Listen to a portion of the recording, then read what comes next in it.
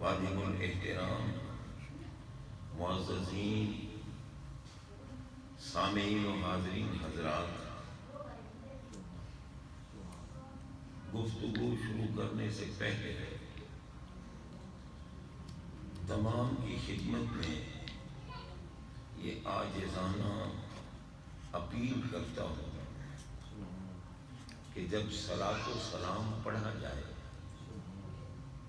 تو کسی زبان کو خاموش نہیں رہنا چاہیے۔ کیوں؟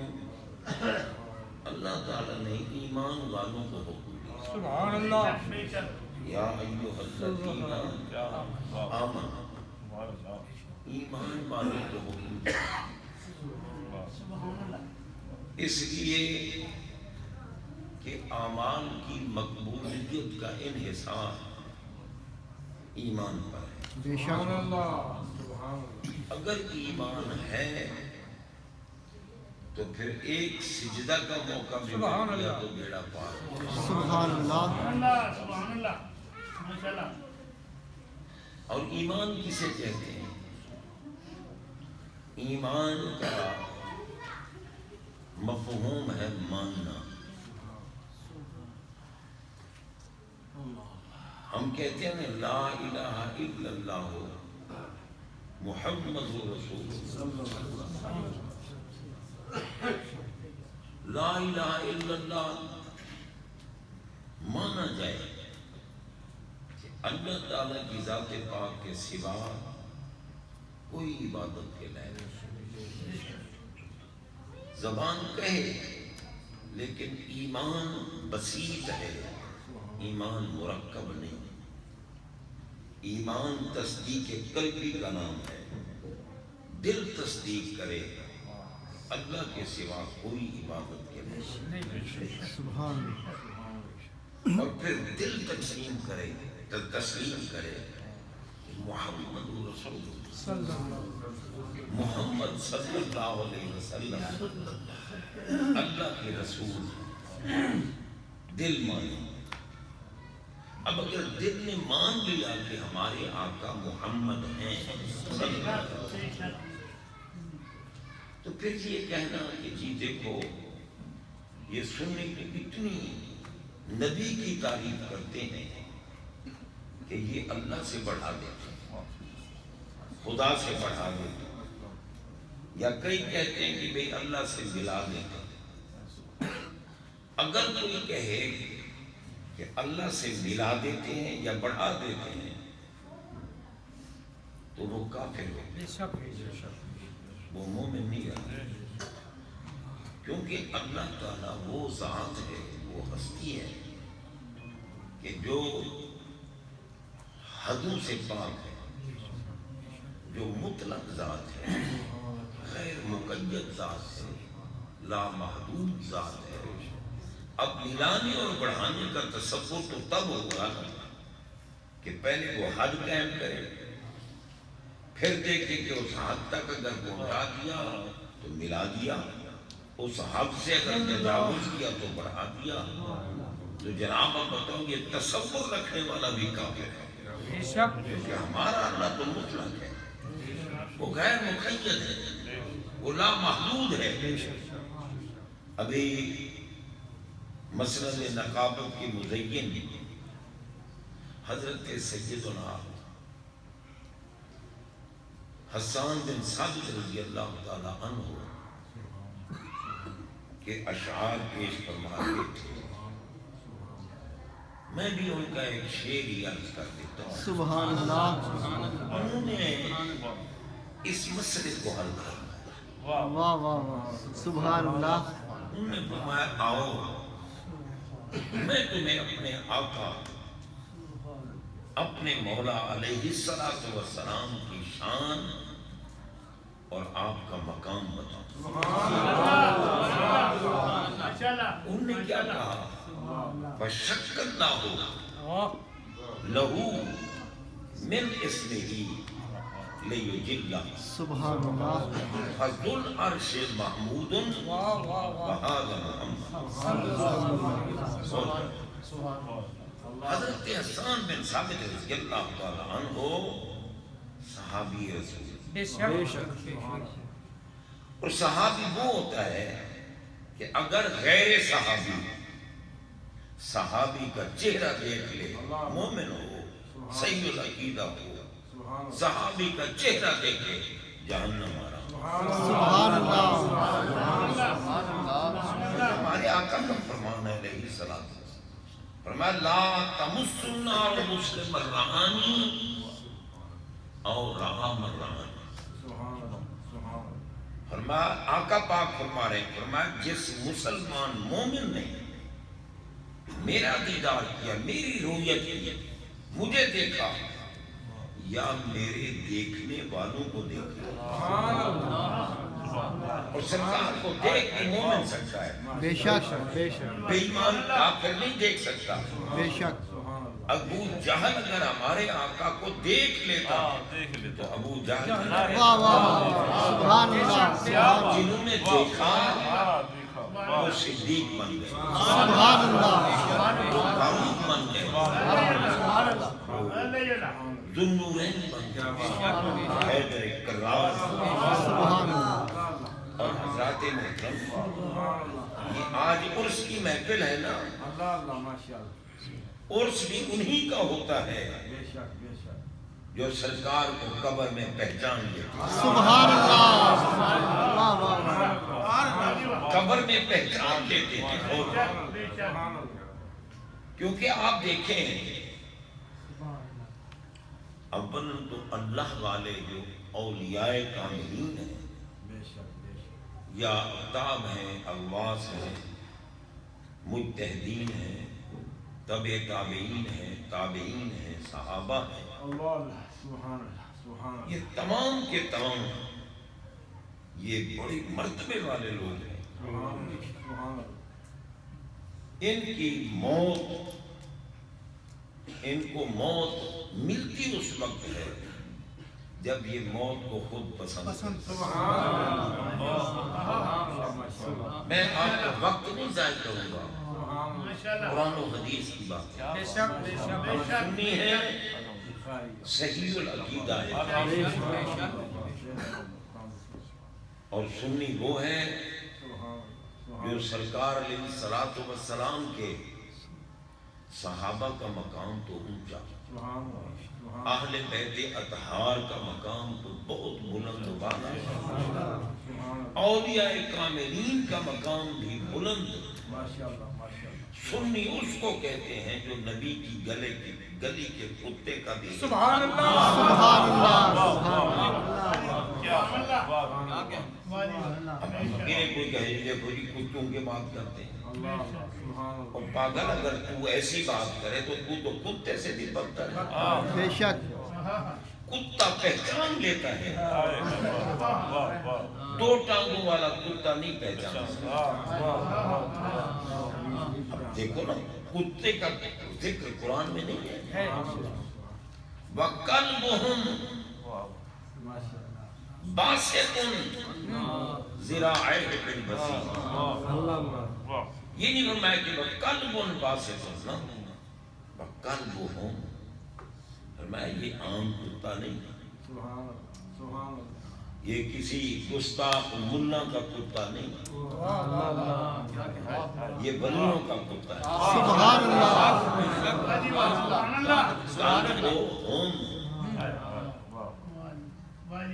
حضرات محترم، فرمایا ان کا کتا، یعنی ولیوں کا کتا. اور کتے نے پہچان لیا ولیوں کو. تو میں کتے سے بدترین نہ کہوں اس ملا کو جو کہے ولی کیا کر سکتا ہے. اس پاگل کو پتہ ہی نہیں ہے ولی کس کو کہتے ہیں. اللہ کی قسم، اب یہ محفل ہے، ایک ولی کے ذکر کی محفل ہے. یہ ہمارے قریب جن کا مزار ہے انہی کا عرس ہے. سید نور الدین قادری رحمت اللہ علیہ ولی بھی ہیں اور سید بھی. اول تو دیکھو ہمارے آقا کا ارشاد پاک ہے، فرمایا ان ذکر الصالحین تتنزل الرحمہ، جہاں اللہ کے محبوب نیک ولیوں کا ذکر ہو وہاں رحمتیں برستی۔ اب رحمت برسانا انسان کا کام نہیں، رحمان کا کام۔ پتہ چلا رحمان کو اپنے پیاروں کا ذکر اتنا پسند ہے کہ بے نیاز ان کے ذکر کرنے اور سننے کرانے والوں پر رحمتیں برساتی۔ ان کی ذات کا ذکر ہو، صفات کا ذکر ہو، ان کے محامد کا ذکر ہو، محاسن کا ذکر ہو، کمالات کا ذکر ہو، ان کی کرامات کا ذکر ہو، ان کی سیرت کا ذکر ہو، صورت کا ذکر ہو، ان کی ذات کا ذکر ہو، صفات کا ذکر ہو، ذکر اللہ کے پیارے بندے کا ہو، اور میں جہاں بندے کا ذکر ہو رہا ہے وہاں رحمتیں برستی ہیں۔ جہاں رحمت برسے وہاں انعام ہوتا ہے، جہاں زحمت آئے وہاں عذاب ہوتا ہے۔ ولیوں کے ذکر میں رحمت ہے، عذاب نہیں۔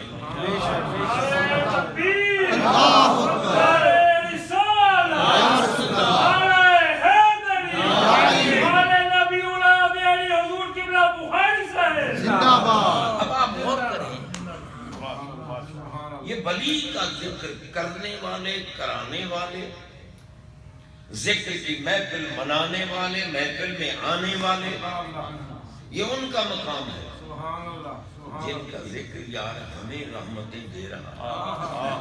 ان کا اپنا مقام کیا ہوا؟ سبحان اللہ۔ ان کا اپنا مقام کیا ہوا؟ یہ شرک کرتے ہیں جی، دیکھو چادریں چڑھاتے ہیں قبروں پر، پھول برساتے ہیں، یہ شرک ہے۔ میں نے کہا کھو تو شرک تو تب ہو کہ اللہ کی بھی قبر ہو اور اس قبر پر بھی پھول برسائے جائیں، اور پھر ولی کی قبر پر بھی پھول برسائے، تب شرک ہو۔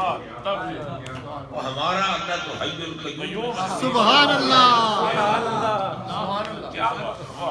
تو حضرات محترم، اب کیا اللہ تعالی قبر کے ولیوں کے پاس نہیں ہوتا؟ قبروں میں بھی اللہ ہے۔ بے شک۔ اب آپ دیکھیں نا، قرآن مجید ہے، فرمایا وَأَذِّنْ فِي النَّاسِ بِالْحَجِّ يَأْتُوكَ رِجَالًا وَعَلَىٰ كُلِّ ضَامِرٍ يَأْتِينَ مِنْ كُلِّ فَجٍّ عَمِيقٍ۔ سبحان اللہ۔ قرآن پاک ہے بھائی۔ اللہ تعالیٰ نے فرمایا پیارے ابراہیم خلیل اللہ علیہ السلام، بیت اللہ کیا تعمیر ہو گیا ہے یا اللہ ہو گیا؟ تو میں اب اعلان کروں، اعلان عام کرو حج کا، کہ آؤ اس گھر کا حج کرو۔ اور جب آپ اعلان کریں گے یہ نہیں ہے کہ کوئی سنے گا نا، جتنے انسانوں نے قیامت تک دنیا میں آنا ہے، چاہے وہ باپ کے صلب میں ہیں، ماں کے بطن میں ہیں، رحم میں ہیں، دنیا میں ہیں، قیامت تک جتنوں نے آنا ہے وہ جس کیفیت میں ہیں آپ کی آواز سنیں گے۔ کیونکہ ابراہیم علیہ السلام نے عرض کی تھی نا، مولا میں پہاڑوں میں ہوں، یہاں میں چیخوں چلاؤں، کون سنے گا؟ چاروں طرف تو پہاڑ ہے، کون سنے گا میری بات؟ رب نے فرمایا تھا وَأَذِّنْ بَعَلِيَّ الْإِبْلَاغِ، پیارے آپ کا کام ہے اعلان کرنا، قیامت تک آنے والے ہر بندے کے کان تک تمہاری آواز میں پہنچاؤں، اور پہنچاؤں گا بھی صحیح آواز، اور پھر وہ آواز سن کر جواب بھی دیں گے، وہ آواز سن کر جواب بھی دیں گے۔ غور کیجیے، اب دیکھو وہ جبل ابی قبیس پر کھڑے ہو گئے ابراہیم علیہ السلام، اور انہیں اعلان کیا، فرمایا یا عباد اللہ۔ اب اللہ تعالیٰ نے فرمایا اذن فی الناس، انہوں نے یہ نہیں فرمایا کہ یا ایھا الناس، نہیں، انہوں نے فرمایا یا عباد اللہ، کیوں؟ حج ہوتا ہی اللہ کے بندوں سبحان اللہ منحوسوں کے حج نہیں ہوتے، عیدوں کے حج نہیں ہوتے۔ اس لیے انہوں نے کہا یا عباد اللہ، اے اللہ کے بندو۔ اور اللہ کے بندے کون ہیں؟ واہ رب نے خود فرمایا قل یا عبادی، محبوب آپ فرماؤ اے میرے بندو۔ واہ واہ واہ قرآن پاک ہے بھائی، قرآن۔ سبحان اللہ اللہ نے فرمایا قل آپ فرماؤ یا عبادی میرے بندو، کیونکہ جو تیرا بندہ ہے وہی میرا بندہ ہے، سبحان اللہ مصطفیٰ کا بندہ ہے وہی خدا کا بندہ ہے۔ اللہ اکبر یا رسول اللہ یا نبی یا نبی سبحان اللہ جناب غور کرو، اب اعلان ہوا نا، جواب کیا دیا؟ لبیک۔ جس نے ایک دفعہ کہا لبیک اسے ایک حج، جس نے 2 مرتبہ کہا 2 حج۔ جتنے مرتبہ لبیک کہا جس عالم میں تھا، چاہے وہ عالم اسلام میں تھا، عالم ارحام میں تھا، عالم دنیا میں تھا، عالم رویا میں تھا، جس عالم میں تھا، سن بھی رہا ہے۔ اگر خوش نصیب ہے تو جواب بھی دے۔ لبیک اللہم لبیک لا شریک لک لبیک۔ ٹھیک ہے نا جی؟ یہی پڑھتے ہیں نا تلبیہ، ان الحمد والنعمت لک والملک لا شریک لک۔ اس وقت پڑھا، یہ ہے قادر کی قدرت۔ ارے یار ہم جیسوں کو جو اپنے داداؤں کے صلب میں جواب دینے کی توفیق دے سکتا ہے، ہم سن بھی لیتے ہیں جواب بھی دیتے ہیں، تو بتاؤ مدینے کے تاجدار کی سماعت سبحان اللہ سبحان اللہ کہتا ہے یا رسول اللہ کہتے ہو، وہ بھی سنتے ہیں۔ وہ پاگل تو اپنے اوپر قیاس نہ کر،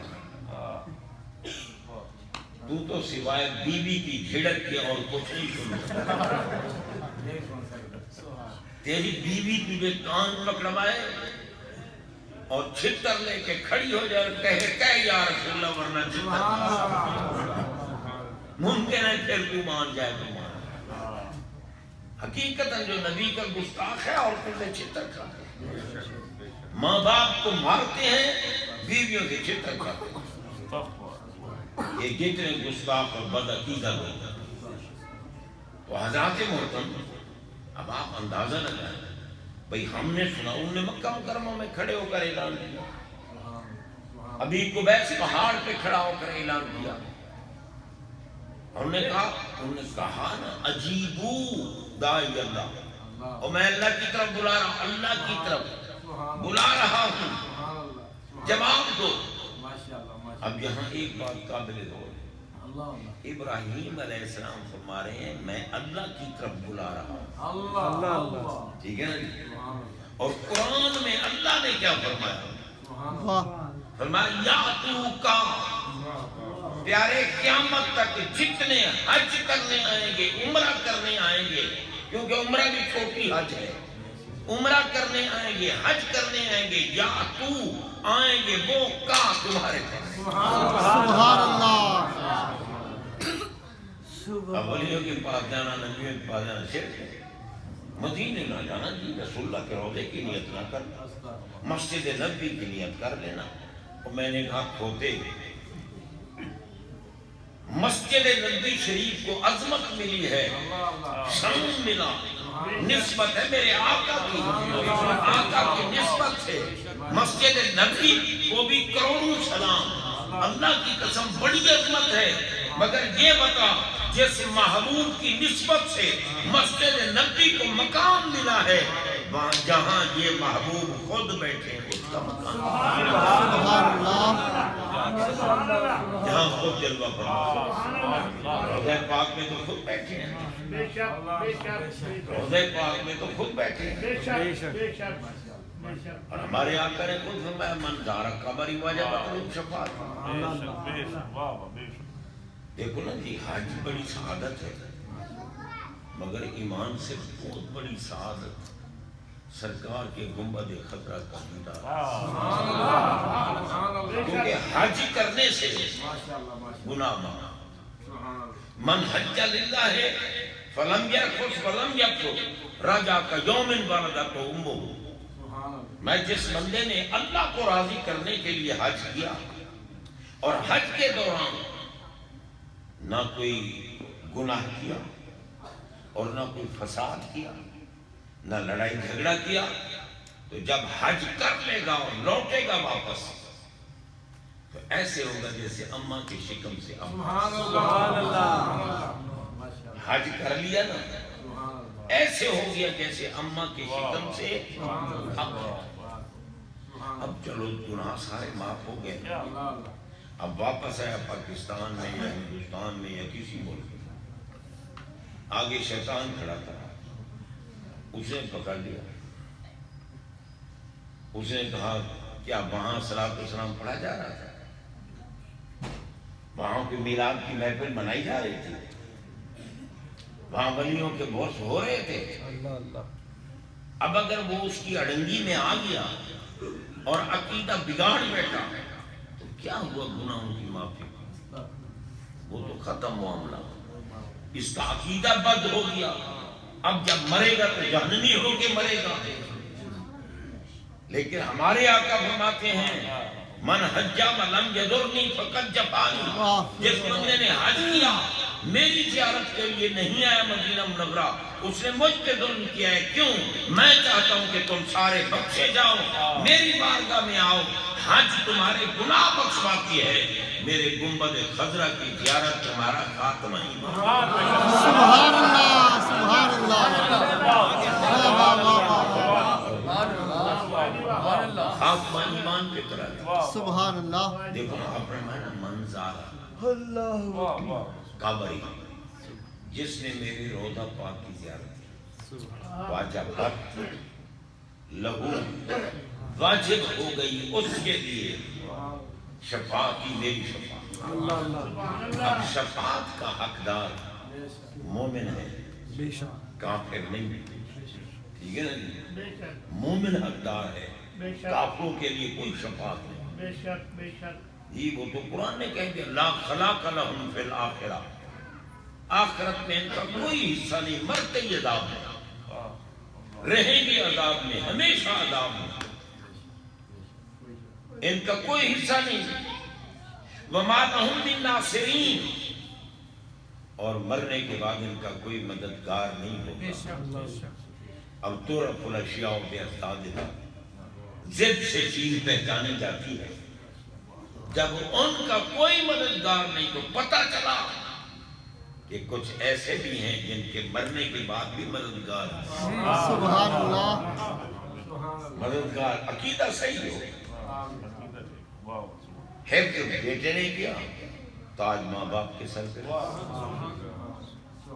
جی جناب بندہ قرآن بیٹے نے پڑھا تاج ماں باپ کے سر پہ. عالم فاضل مفتی محقق مفسر محدث بیٹا بنا تاج ماں باپ کے سر پر. ہمارے آقا فرماتے جس کے صدقے ماں باپ کے سر پہ تاج رکھا جا رہا ہے اس کا اپنا مقام کیا ہوگا؟ سبحان اللہ. اس کا اپنا مقام کیا ہوگا؟ تاج سر پہ رکھا جا رہا ہے. کیوں؟ تاکہ پتہ چلے کہ یہ وہ ماں باپ ہیں جنہوں نے پی ایچ ڈی چھوڑ کر اپنے بیٹے کو مفتی بنایا تھا محدث بنایا تھا مفسر بنایا تھا علم دین پڑھایا تھا قرآن پڑھایا تھا قاری بنایا تھا اور قرآن فہمی کے لیے بھیجا تھا. بھیجنے کی وجہ سے آج ان کے ماں باپ کے سر پہ تاج ہے تو خود ان کا مقام کیا ہوگا؟ اور پھر حضرات محترم اب یہ مددگار ہوئی ہے نہ ہوئی؟ مددگار ہے. مومنوں کے مددگار ہیں. کافروں کا کوئی فرمایا کا کوئی وما لہم من ناصرین. کافروں کا کوئی مددگار نہیں، بے شک بے شک مرنے کے بعد بھی ایمان والوں کے مددگار ہیں یا نہیں؟ جنازہ کون پڑھتا ہے؟ جی بھائی مومن کا جنازہ پڑھا جاتا ہے، پتہ ہے گستاخ کا جنازہ کو اللہ نے قرآن میں روکا، میں لا صلاۃ تصلی علیہ ولا تصلی لا تصلی علی احد منهم مات ابدا ولا تقم علی قبرہ۔ نبی کے گستاخوں کے لیے حکم ہے جنازہ نہ پڑھو، اور تم صرف دعاؤں پہ پابندی لگا رہے ہو، پاگلو، رب نے تو تمہارا جنازہ ہی نہیں پڑھنے دیا، دعا تو بعد کی بات ہے۔ رب نے کہا میں نے جنازہ بنایا ہے بخشنے کے لیے، بھونکے میرے محبوب کو اور تم جنازہ پڑھتے ہو، دفع کرو اس کتے کو، اٹھاؤ اور پھینکو کہیں۔ یہ نہ جنازے کے لائق کا ہے نہ تدفین کے لائق ہے، ان کی قبر پہ بھی مت جانا، ولا تقم علی قبر تعرف الاشیاء باضدادہا۔ پتہ چلا مومن کا جنازہ بھی پڑھو اور جہاں دفن کرو قبر اس کی قبر بھی کرو۔ اب بتاؤ اللہ والوں کی قبروں کا مقام کیا ہو؟ سرکار کا فرمان ہے من زار قبر ابویہ یوم الجمعۃ غفر لہ، فرمایا جو جمعہ کے دن اپنے ماں باپ کی قبروں کی زیارت کرے، ماں باپ کی قبروں کی زیارت کرے۔ اور آپ کو پتہ ہے کہ اللہ نے کافروں کے لیے گستاخوں کے لیے تو فرمایا قبر پہ مت جاؤ، اور ادھر سرکار آتے ہیں ماں باپ کی قبروں کی، پتہ چلا ماں باپ مومن ہوں تو ان کی قبروں کی زیارت کرو، ان کی قبروں کی زیارت کرو۔ پھر ملا ہمارے آقا کے والدین کے لیے کیوں پکتا ہے؟ یہ مومن نہیں ہے۔ ابھی نبی پاک نے جو اجازت مانگی کہ میں اپنی اماں جان کے لیے مغفرت کی دعا کروں تو اللہ نے روک نہیں کی۔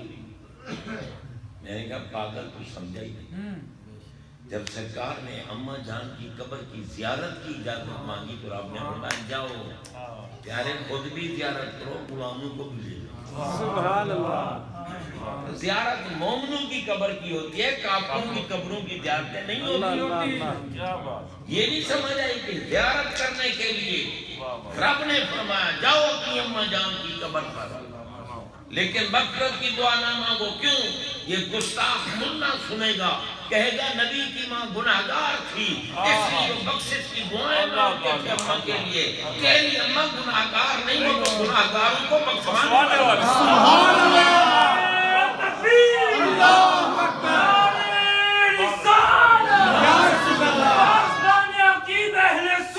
زندہ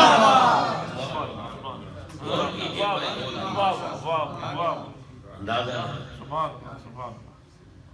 تو بہرحال سرکار علیہ السلام کی محبت ضروری ہے۔ اچھا بات یہ ہو رہی ہے کہ دیکھو اللہ والوں کی مزارات پہ جانا، اسی سے بات چلی۔ اب اللہ تعالیٰ فرماتا ہے قرآن میں، ابراہیم خلیل اللہ علیہ السلام نے دعا مانگی نا، انہوں نے کہا یا عباد اللہ، اللہ کے بندو عجیب داعی اللہ وحجو بیتا، جواب دو اللہ کی طرف، اللہ کی طرف بلانے والے کو جواب دو، اللہ اللہ اللہ، اور اس کے گھر کا حج کرو۔ لیکن قرآن سچی کتاب ہے، سچی قرآن میں کیا ہے؟ فرمایا آپ اعلان عام کریں یا کا قیامت تک جتنے بڑی حج چھوٹی حج عمرہ کرنے آئیں گے یا کا آپ کے پاس، یا آئیں گے وہ کا پیارے ابراہیم آپ کے پاس۔ اب بتاؤ قرآن میں آپ کے پاس آئیں، اور ہم جب جاتے ہیں نا تو ہم کبھی احرام باندھ کے کہتے ہیں لبیک اللہم لبیک، اے اللہ میں تیری بارگاہ میں حاضر، میں تیری بارگاہ میں حاضر، بے نیاز ہم سے کہلوایا تیری بارگاہ میں حاضر۔ تو خود فرماتا ہے ابراہیم تیرے پاس آئیں گے، خلیل اللہ تیرے پاس آئیں گے، یہ کیا؟ فرمایا تمہیں یہ پتہ نہیں ہے میں اللہ کہاں ہوں؟ میں اللہ کہاں ہوں؟ حدیث قدسی ہے، فرمایا انا جلیس ہو من ذکرنی، وہ بندے جو زندگی بھر میرا ذکر کرتے رہے، ایک لمحہ بھی غافل نہیں ہوئے، میں ہر آن اور ہر لمحہ انہی کے پاس ہوتا۔ اللہ فرماتا ہے میں انہی کے پاس ہوتا ہوں۔ جلیس فرمایا انا جلیس ہو، ایک ہوتا ہے جالس، ایک ہوتا ہے جلیس۔ جالس اس کو کہتے ہیں جو بیٹھے اور پھر اٹھ کے چلا بھی جائے، پھر آ کے بیٹھے پھر اٹھ کے چلا جائے، یہ اس میں فائل ہے جالس، بیٹھے بیٹھے اور پھر اٹھ کے چلا جائے، اور جلیس صفت مشبہ ہے جو بیٹھے اور کبھی بھی اٹھ کے نہ جائے۔ میں اللہ کو ہر وقت اللہ والوں کے پاس ہوں، میں اللہ والوں کے پاس ہوں، میں پیارے ابراہیم خلیل اللہ کے پاس ہوں نا، اسی لیے تو تم کہتے ہو اللہم لبیک، میں کہتا ہوں خلیل کے پاس آؤ، کیونکہ جو خلیل کے پاس آ گیا بس غرب سے جلدی۔ سبحان اللہ، تو حضرات محترم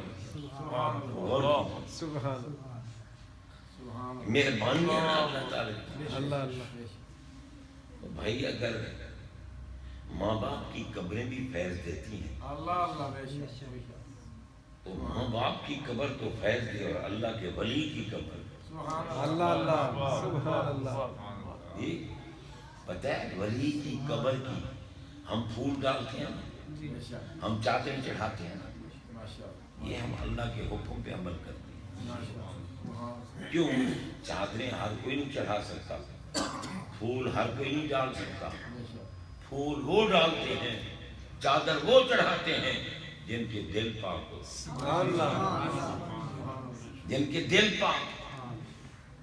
قرآن مجید میں اللہ تعالی نے خود فرمایا وَمَنْ يُعَظِّمْ شَعَائِرَ اللَّهِ فَإِنَّهَا مِنْ تَقْوَى الْقُلُوبِ۔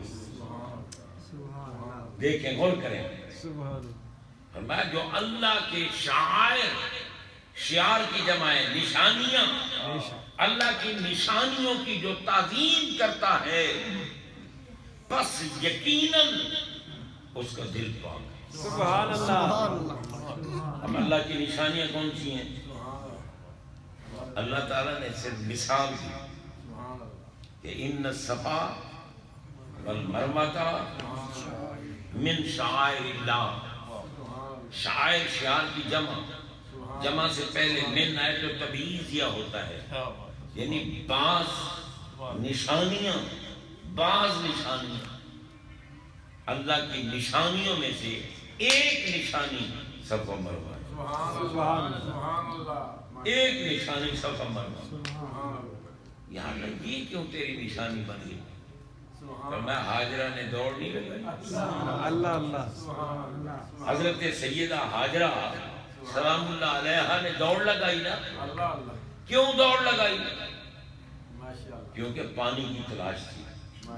اسماعیل علیہ السلام بیت اللہ کے قریب ان کو سلایا، مائی صاحبہ جلدی آئیں اور صفا پہاڑ پہ چڑھ گئی، دیکھا اسماعیل علیہ السلام ٹھیک لیٹے ہوئے، پھر وہاں سے اتری، دیکھتی رہی، جب دیکھنا بند ہوا تو دوڑ لگا، پھر جہاں اسماعیل علیہ السلام نظر آنے لگے پھر رک گئی، 7 چکر لگائے، 7ویں چکر پر پیارے اسماعیل علیہ السلام کے قدموں کو زمزم چوم رہا، زمزم چوم رہا، اور بن گیا تبرک، ٹھیک ہے نا، تبرک بن گیا نا۔ ہم کہتے ہیں جناب آج کل بڑے مزے ہیں جی، کیسے؟ کیونکہ مسجد نبی شریف میں بھی زمزم شریف میں وہاں بھی ہم زمزم پیتے ہیں، زمزم تبرک ہے نا، بھر کے ساری دنیا لے جاتی ہے یا نہیں؟ اور کمال ہے اسماعیل علیہ السلام کی ایڑی کی، پانی کے ساتھ ایڑی لگی، رب نے فرمایا پیارے ایڑی لگے میرے محبوب کے نور کے امین کی، اور پھر ختم کیوں ہو؟ یہ قیامت تک اور قیامت کے بعد بھی جاری ہے۔ اگر ذبیح اللہ کی ایڑی لگے اور تبرک بن جائے تو بتاؤ حبیب اللہ کی ایڑی، اور پھر ان کا خون پاک ایک صحابی کو دیا، جب سنگیاں لگوائی نا خون نکلا، فرمایا جاؤ اس کو پھینکو۔ وہ گئے نا، انہوں نے کہا یار سرکار کا خون ہے، کہاں پھینکوں؟ ادھر پھینکوں کسی کا قدم آ جائے، ادھر پھینکوں، سوچتے رہے، پی لیا خون پاک، پی لیا۔ سب کا خون جسم سے نکلے پلید ہے، حرام، محمد پاک کا خون پاک، سبحان اللہ، پی لیا۔ اب ایک چیز پھینکنے کے لیے دی جائے، ضروری تو نہیں پوچھا جائے کہ کہاں پھینکا ہے، جب واپس ہے تو پوچھا کہاں پھینکا ہے؟ اللہ سرکار وہاں پھینکا ہے جہاں کسی کی نظر نہیں، جہاں کسی کی نظر نہیں۔ میرے آقا میں اچھا پی لیا ہے، یہ دیکھ تو رہے تھے نا، سر عرش پر ہے تیری گزر، دل فرش پر ہے تیری نظر، ملکوت و ملک میں کوئی شے نہیں وہ جو تو سبحان اللہ، پی لیا ہے، سرکار پی لیا۔ میں جا تیری نسلوں میں بھی پیٹ کی بیماری نہیں پیدا،